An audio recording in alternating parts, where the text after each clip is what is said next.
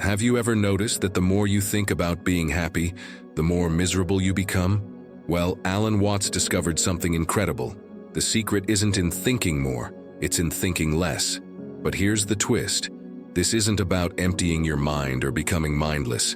It's about something far more fascinating that changed the lives of millions, including some of the most successful people today. Think about this. Right now, as you're watching this video, about 6 million Americans are trapped in a cycle of overthinking. They're lying awake at night, replaying conversations from 3 years ago, or worrying about things that might never happen. In 2023, anxiety rates hit an all-time high, with 40% of people reporting that they think so much they can't even sleep. But here's what's really interesting. The people who think the most about solving their problems are often the ones who solve them the least. Alan Watts knew this struggle personally. In the 1950s, while everyone was chasing the American dream with bigger plans and bigger thoughts, Watts was having a breakdown. He was a brilliant philosopher, writer, and speaker, but his mind was his worst enemy. He would spend hours analyzing his thoughts, trying to figure out why he wasn't happy, trying to think his way out of unhappiness, until one day he noticed something that would change everything. He was watching a cat. Just a regular cat sitting in the sun. The cat wasn't thinking about being a better cat. It wasn't planning its future or regretting its past. It was just being a cat, and it was perfectly content. This simple observation led Watts to a revolutionary discovery. Our constant thinking isn't solving our problems, it's creating them. But here's where it gets really interesting. When scientists studied the brains of people who reported being the happiest, they found something surprising. These people didn't have fewer thoughts. They had different relationships with their thoughts. While most of us are like a person trying to smooth out ocean waves by pressing them down with our hands, creating more turbulence in the process, these people had learned to surf their thoughts instead. Think about the last time you were really happy. Chances are, you weren't thinking about being happy at all. Maybe you were lost in a good conversation, playing a sport, or deeply focused on work you love. This is what Watts discovered, that our minds are like clear skies and thoughts are like clouds. The problem isn't the clouds themselves, it's our constant attempt to control them that creates the storm. But here's the real kicker, and this is what makes Watts's discovery so powerful for our modern world. In an age where we're bombarded with more information than ever before, where we're told to plan more, think more, analyze more, Watts found that the answer isn't more thinking, it's better thinking. And to think better, sometimes we need to think less. The stakes couldn't be higher. Studies show that overthinking doesn't just make us unhappy. It literally shrinks our brain's key decision-making regions over time. It's like trying to drive a car by constantly analyzing every tiny movement of the steering wheel. You'll end up in a ditch. The more we try to control our minds, the more our minds control us. But Watts discovered a way out, and what he found was so counterintuitive. It challenged everything we thought we knew about how our minds work. Want to know what he discovered? Well, that's where things get really interesting. Your brain is like a supercomputer with a nasty virus. Every day it processes 70,000 thoughts. That's 49 thoughts every minute. Impressive? Yes. Problematic? Also yes. Because just like a computer running hundreds of useless programs at once, our minds get stuck in what Alan Watts called the loop. Picture this, it's 3 a.m. You're lying in bed, remembering that slightly awkward thing you said during a meeting. Your brain, trying to be helpful, starts analyzing it. Maybe I should have said it differently. What did they think? Will this affect my career? Before you know it, you're not just thinking about that meeting anymore, you're thinking about it.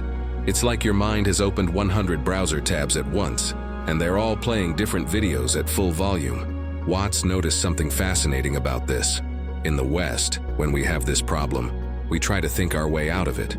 It's like trying to put out a fire by throwing matches at it. We read self-help books about how to think better. We analyze our thought patterns. We try to fix our thinking. But here's what Watts discovered by studying Eastern philosophy. They don't try to fix the thinking. They watch it. Here's a mind-blowing experiment Watts used to demonstrate this. He would ask people, what voice in your head is telling you you think too much? Then he'd ask, what voice is observing that voice? And then, what voice is aware of that? people would suddenly realize they're not their thoughts at all. They're the awareness behind the thoughts. This isn't just some ancient wisdom. Modern neuroscience proves Watts was right. When researchers studied people stuck in overthinking loops, they found something surprising. The more people tried to control or stop their thoughts, the more active their amygdala, the brain's anxiety center, became. But when they simply observed their thoughts without trying to change them, the amygdala calmed down within minutes. Think about social media for a moment. Every time you check your phone, you're adding more thoughts to the loop. Did someone like my post? What did they think about my comment? Should I post something new? Studies show that heavy social media users have more active mental loops running constantly in the background of their minds than ever before in human history. But here's the difference between a calm mind and an anxious one. It's not about having fewer thoughts. It's about not getting caught in the trap of thinking about thinking. Watts compared it to walking. When you walk, you don't think about moving each muscle in your legs. You just walk. But if you started thinking about every muscle movement, you'd probably trip. This is why meditation isn't about emptying your mind. That's impossible. It's about stepping out of the loop. It's about realizing that you don't have to attend every argument your mind invites you to. Just like you don't have to click on every notification your phone sends you. The real freedom comes when you realize that thinking is a tool, not your master. Just as you wouldn't keep a hammer in your hand all day just because it's useful sometimes. You don't need to be thinking all the time just because thinking is useful sometimes. This realization alone has helped thousands of Watts' students break free from anxiety and overthinking. But what happens when we finally break free from this endless loop of thinking?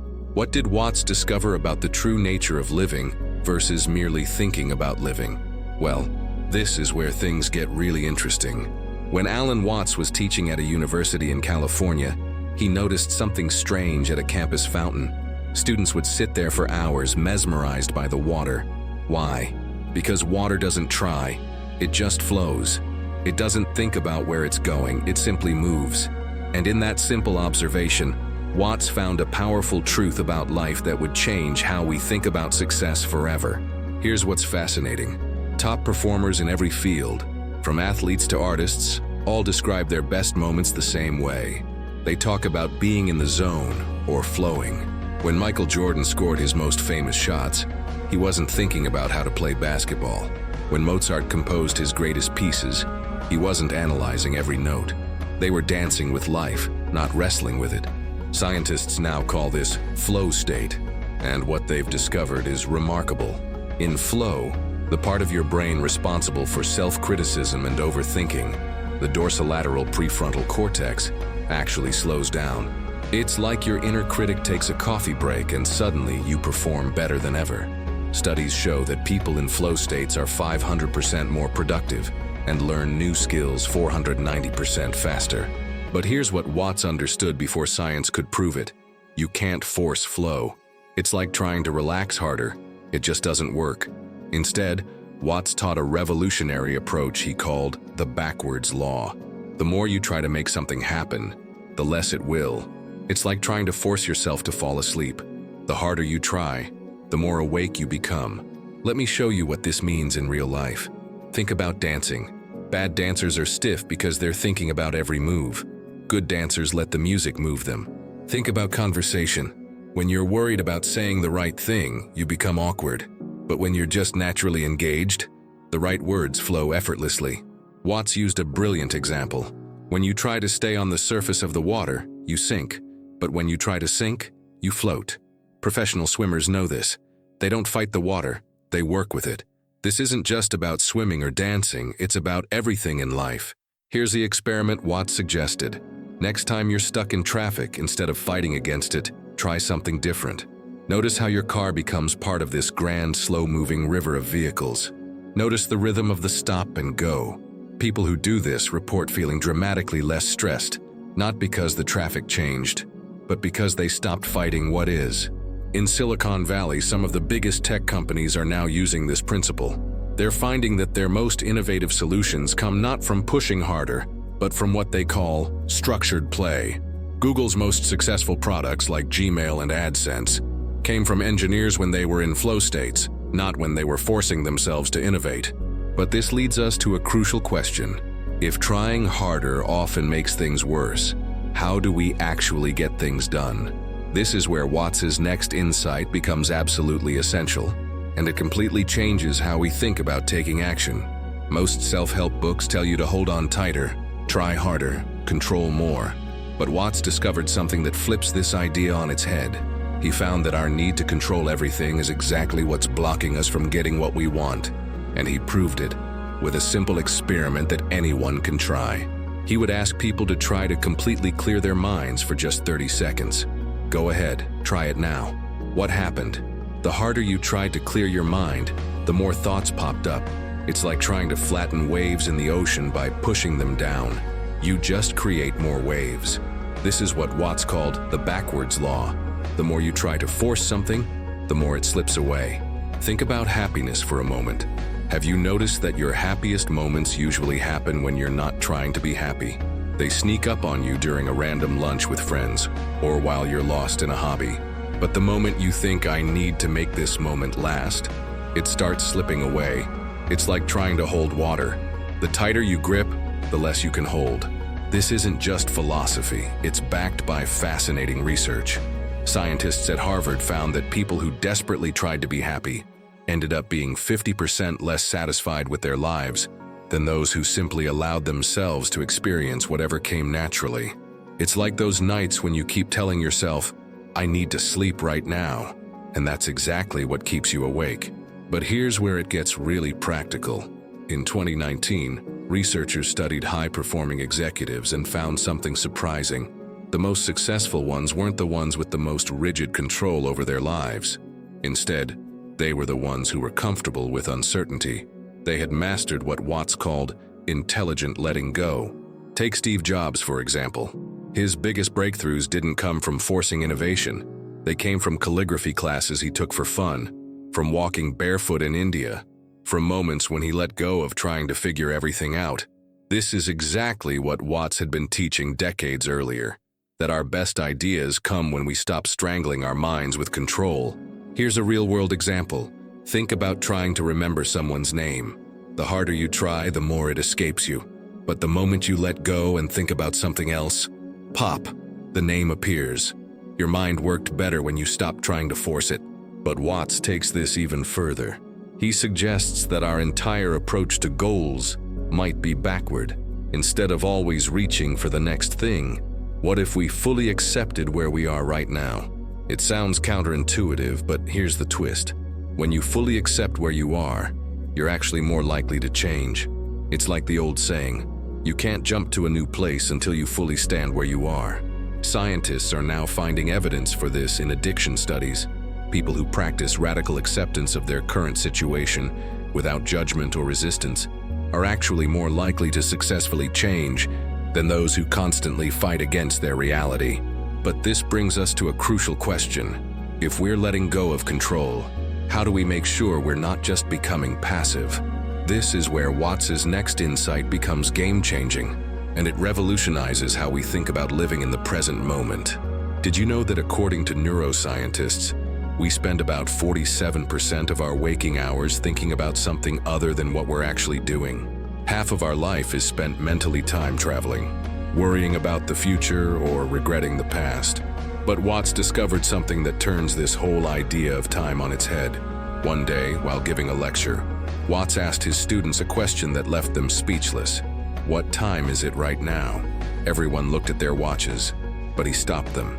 No, I mean really, what time is it? After a confused silence, one student got it. There is only now. Watts smiled and said, and now you're getting it. Here's what's fascinating. Your brain can only process the present moment. You can think about the past or worry about the future, but you can only do that thinking right now. Every memory you have, every plan you make, it's all happening in this moment. Scientists at Stanford discovered something incredible. When we're fully present, our brain actually processes information differently. We make better decisions, feel less anxiety, and perform better at everything we do. But here's the problem that Watts pointed out. We've created a society that's always rushing to the next moment. We eat breakfast while thinking about lunch. We're at work thinking about vacation. We're on vacation thinking about work. It's like we're constantly standing in one room while trying to live in another, and it's making us miserable. Let me show you what this means with a real example. A study of Olympic athletes found that the difference between winning and losing often came down to one thing: the ability to be fully present. The winners weren't thinking about winning the medal during their performance. They were completely absorbed in each movement, each breath, each moment. The ones who were thinking about the outcome, they usually didn't even make it to the podium. Watts explained this with a simple metaphor. Life is like playing music. When you play a song, the point isn't to rush to the end. The point is to play each note. But we've turned life into a race to some imaginary finish line, always chasing the next achievement, the next purchase, the next relationship. And in doing so, we miss the actual music of life. Here's what modern research shows. People who practice present moment awareness have stronger immune systems, better relationships, and even live longer. Companies that encourage mindful practices report up to 120% increases in employee productivity. But Watts warned us, don't turn presence into another goal to achieve. That's just creating more future-focused thinking. Instead, he suggested something radical. What if, just for a moment, you stopped trying to get somewhere else? What if this moment, exactly as it is, was enough? Not because you're giving up on improvement, but because you realize that the only place you can actually make any change is right here, right now. Try this experiment. For just 1 minute, give your complete attention to something simple. The sensation of breathing, the taste of food, the feeling of walking. No judging, no trying to change anything, just pure awareness. What most people discover is that 1 minute of full presence feels more real, more alive than hours of mental time travel. But this brings us to the biggest question of all. How do we actually live like this in our fast-paced, goal-oriented world? How do we balance planning for the future with living in the present? This is where Watts's final insight ties everything together, and it might just change how you live every single day. Here's what most people get wrong about Alan Watts's teachings. They think it's about choosing between thinking and not thinking. But Watts discovered something far more powerful. It's about knowing when to think and when to just be. And this is where everything we've learned comes together in a way that can transform your daily life. Think of your mind like a high-performance car. Most of us are either flooring the gas pedal, overthinking everything, or trying to pull the emergency brake, forcing ourselves to stop thinking. But skilled drivers know when to accelerate and when to coast. This is what Watts called the middle way, and it's absolutely revolutionary for how we live our lives. Let me show you what this looks like in real life. Take Mark Zuckerberg, for example. Despite running one of the biggest companies in the world, he famously wears the same style of clothes every day. Why? Because he understands what Watts taught. Some things need our full attention, while others just need to flow. By not thinking about what to wear, he saves his mental energy for decisions that actually matter. But here's where it gets really interesting. Studies from Harvard Business School found that the most successful decision makers spend less time thinking about 85% of their decisions. Instead, they save their mental energy for the 15% that truly matter. This is exactly what Watts was teaching decades ago, the art of knowing when to think and when to let go. Here's a practical way to use this. Create what Watts called thinking containers. Set aside specific times for planning and problem solving, but outside those containers, practice being present. It's like having office hours for your mind. During these times, think, plan, and analyze all you want. But when you're eating dinner with family or taking a walk in nature, let your mind rest. The latest neuroscience confirms this approach. When we alternate between focused thinking and mental rest, our brain actually becomes more efficient at both. It's like interval training for your mind. Periods of intense focus followed by periods of complete relaxation make both states more powerful. But Watts added another crucial piece: acceptance. He found that fighting against our thoughts creates more tension than the thoughts themselves. So when thoughts do come during your being time, don't fight them. Just let them float by like clouds in the sky. This simple shift can reduce anxiety by up to 70%, according to recent studies. The real magic happens when you start applying this to your goals. Instead of constantly thinking about where you want to be, you create dedicated planning times. During these times, think, plan, and strategize all you want. But the rest of the time, pour your energy into being fully present with whatever you're doing right now. This isn't just theory. It's being used by some of the most successful people today. From CEOs who schedule thinking days once a month, to athletes who combine intense strategy sessions with periods of pure flow during performance. They're all using what Watts discovered, the power of integrated living. But here's the most important part. This isn't about perfection. You don't have to get it right all the time. As Watts said, the only way to make sense out of change is to plunge into it, move with it, and join the dance. Sometimes you'll think too much, sometimes you'll space out, that's okay. The key is noticing when you're doing it and gently returning to balance. This brings us to the crucial question many people ask. But what about my goals? What about all the things I want to achieve? And this is where Watts's final insight becomes absolutely essential. But wait, you might be thinking, if we stop overthinking and just go with the flow, won't we end up doing nothing? This was the biggest criticism Watts faced, and his answer completely transforms how we think about achievement and success. Picture this. Two archers are practicing. The first one is thinking about every tiny movement, stressing about hitting the target, analyzing each breath. The second archer is totally absorbed in the action, not thinking about success or failure. According to Watts, and now backed by sports psychology, the second archer will hit more targets. Why? Because overthinking creates tension, and tension disrupts performance. But here's what's really fascinating. Studies of top CEOs and entrepreneurs show something surprising. The most successful ones aren't the ones who obsess over every detail 24/7. Instead, they're the ones who can switch between intense focus and complete relaxation. Like a master musician who knows both when to play and when to rest between notes. Take Warren Buffett, for example. Despite managing billions of dollars, he's famous for keeping his calendar mostly empty. He spends hours just sitting and thinking, not anxiously, but with a calm, clear mind. This is exactly what Watts taught. Clear thinking comes from a quiet mind, not a cluttered one. The science behind this is mind-blowing. Researchers at UCLA found that when people stop overthinking, their decision-making accuracy improves by up to 87%. Why? Because overthinking activates our brain's stress response, literally making us dumber. But when we learn to think less and feel more, we tap into what scientists call our adaptive unconscious, the part of our brain that processes information much faster and more accurately than our conscious mind. Here's a real-world example. Have you ever noticed how your best ideas come in the shower or while walking, or just as you're falling asleep? That's because these are moments when you've stopped trying to force solutions.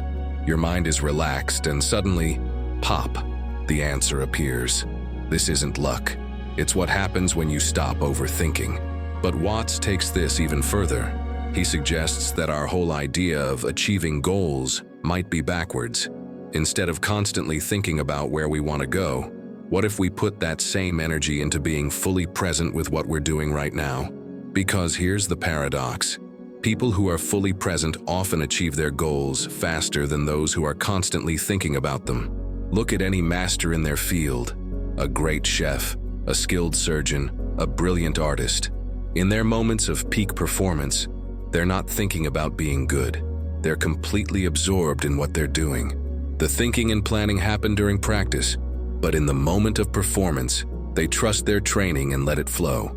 This brings us to the most crucial question. How do we actually put this into practice in our busy, goal-driven lives? How do we balance ambition with presence? This is where the real transformation begins. Let me show you what happens when people actually start applying Watts' insights in real life. In 2019, a tech executive named James was on the verge of burnout. He was working 80-hour weeks, constantly strategizing, planning, and worrying about the future. His company was successful, but he was miserable. Then he discovered Watts's teachings, and what happened next was remarkable. Instead of trying to think his way out of his problems, James started experimenting with presence. He began with just 10 minutes a day of what Watts called purposeless sitting. Not meditation, not trying to clear his mind, just sitting and noticing whatever was happening. Within a month, his employees noticed something different. He was calmer, making better decisions and, surprisingly, getting more done in less time. But here's what's really interesting. The transformation isn't always what people expect. Sarah, a professional athlete, found that when she stopped obsessing about winning, she actually started performing better. She broke 3 personal records in 2 months. Why? Because she wasn't carrying the extra weight of constant thinking. As Watts said, "You can't swim better by clutching the water." The research backs this up. A study of 2,000 professionals found that those who practiced present moment awareness were 62% more productive and reported 35% less stress. But here's the key. They weren't trying to be more productive. They were simply more present in whatever they were doing. Let me show you how this transformation typically unfolds. It starts with small moments, noticing the taste of your morning coffee instead of drinking it on autopilot, feeling the keyboard under your fingers instead of being lost in worries about deadlines. These tiny shifts create what neuroscientists call state change, literally altering how your brain processes information. A fascinating example comes from a group of surgeons who started practicing Watts's principles. They found that when they stopped thinking about the outcome and focused completely on each movement, their operation times decreased by 23%, and their error rates dropped dramatically. They weren't trying to be faster or better, they were simply more present. But here's the most powerful part. People report that their relationships transform. When you're fully present with someone, not half listening while thinking about other things, they feel it. Parents who practice this say their kids open up more. Partners report feeling more connected. Why? Because presence is like a gift you give to others and yourself.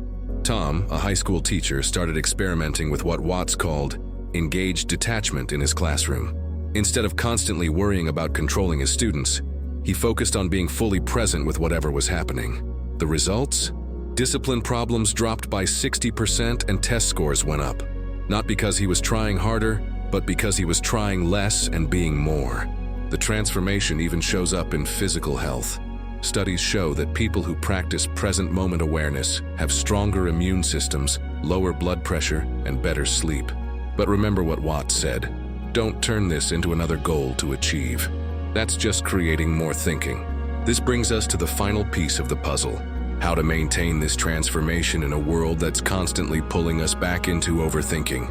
And this is where Watts' ultimate insight becomes absolutely crucial. Remember that cat Watts observed, sitting perfectly content in the sun? There's a reason he kept coming back to this image. The cat wasn't trying to be a better cat. It wasn't planning its future or regretting its past. It was simply being itself, fully and completely. And in that simple observation lies the secret to everything we've discussed. We've created a world where thinking has become like a runaway train, always rushing toward the next station, never arriving. We've convinced ourselves that more thinking equals better living. But as we've seen, the research, the success stories, and the lived experiences of thousands of people tell a different story. Think about it. Right now, in this moment, what are you lacking? Not what your thoughts say you're lacking, but what's actually missing. Most of our stress, anxiety, and unhappiness come not from what's happening, but from what we think should be happening. This was Watts's ultimate discovery, that our endless thinking about life keeps us from actually living it. But here's what makes this so powerful. You don't have to change your whole life to start using this wisdom. Start with one moment. The next time you find yourself caught in a spiral of overthinking, remember, you're not your thoughts. You're the awareness watching those thoughts. Just like the sky isn't the clouds passing through it, you aren't the thoughts passing through your mind. Take a lesson from those successful CEOs, athletes, and artists we talked about. They didn't achieve more by thinking more. They achieved more by thinking better, knowing when to engage their minds fully and when to let them rest. Like that cat in the sun, they learned the art of being fully present with whatever is happening right now. The paradox is beautiful. The less you try to control life, the more life flows naturally. The less you overthink, the better your decisions become. The less you worry about the future, the more prepared you are for whatever comes. As Watts said, the only way to make sense out of change is to plunge into it, move with it, and join the dance. So here's your invitation. Next time your mind starts spinning with thoughts, instead of trying to stop them, just notice them. Like clouds in the sky, let them pass by. You might find, in that simple shift of attention, what thousands before you have discovered, that life becomes richer, clearer, and more alive, not when we think about it more, but when we experience it fully. Remember, the point isn't to never think, it's to think when thinking is needed, and to be present when presence is needed. In the end, that's what WROST was really teaching us. Not how to stop thinking, but how to start living. And perhaps that's the most beautiful paradox of all, that in learning to think less, we end up living more.